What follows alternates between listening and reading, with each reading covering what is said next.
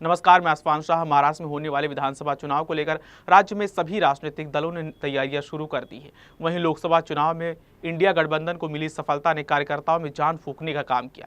इसी के साथ महाविकास आघाड़ी के नेताओं ने के बैठकों का दौर भी शुरू हो गया है। लगातार अलग अलग पार्टियों ने अपने कार्यकर्ताओं के साथ बैठक शुरू कर दी है। राज्य विधानसभा के चुनाव में तैयारियों को लेकर महाविकास आघाड़ी के घटक दलों में चुनावी रणनीति को लेकर एक अहम बैठक शिवालय में की गई।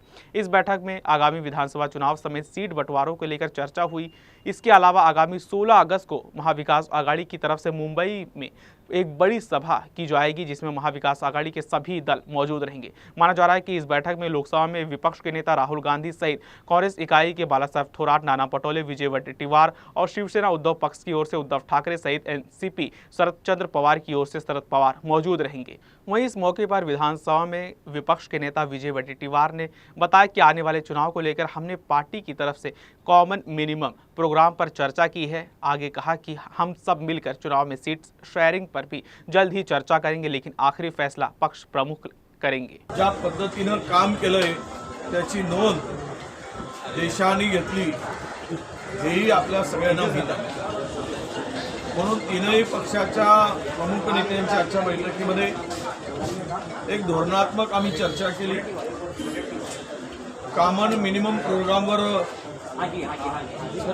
चर्चा झाली, त्याला कसं पुढे जायचं। महाविकास आघाडीच्या जाहीरनाम्यासंदर्भात सुद्धा चर्चा आम्ही केली। माननीय आमचे माजी मुख्यमंत्री पृथ्वीराज चव्हाण साहेब यांच्या प्रमुख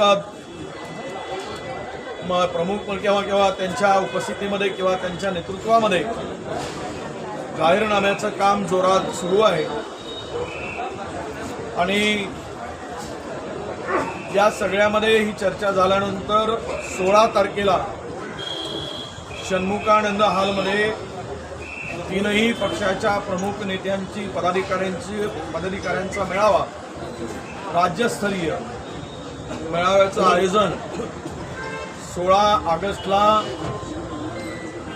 षण्मुखानंद सभागृहामध्ये आयोजित केलेलं आहे।